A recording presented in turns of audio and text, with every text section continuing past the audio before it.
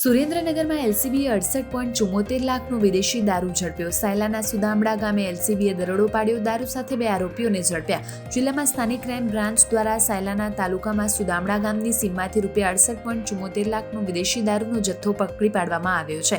આ કાર્યવાહીમાં 2 આરોપીઓની ધરપકડ કરવામાં આવી છે. પોલીસે સરકારી ખરાબામાંથી 9,540 નાની મોટી બોટલ વિદેશી દારૂ કિંમત ₹53.64 લાખ જપ્ત કર્યા. એક ટ્રક કિંમત ₹15 લાખ અને એક મોબાઈલ ફોન કિંમત ₹10,000 સહિત કુલ ₹68,74,000નો મુદ્દામાલ જપ્ત કરાયો છે. પકડાયેલા આરોપીઓમાં સાજિદ અહેમદ ખાન અને હાકામ ખાન ઉમરાહદમ ખાનનો સમાવેશ થાય છે. આ આરોપીઓ હરિયાણા રાજ્યના નૃ જિલ્લાના ફિરોઝપુર તાલુકાના શેખપુર ગામના રહેવાસી છે. આ ગુનામાં ટ્રકના માલિક, દારૂનો જથ્થો મોકલનાર ઇસમ, દારૂ મંગાવનાર ઉદયભાઈ દાદાભાઈ કરપડા અને હોટલ ખાતે દારૂ ભરેલી ટ્રક પહોંચાડનાર અજાણ્યા ઇસમની પણ સંડોવણી હોવાનું સામે આવ્યું છે. આ મામલે સાયલાના પોલીસ સ્ટેશનમાં પ્રોહિબિશન ધારા હેઠળ ગુનો નોંધવામાં આવ્યો છે.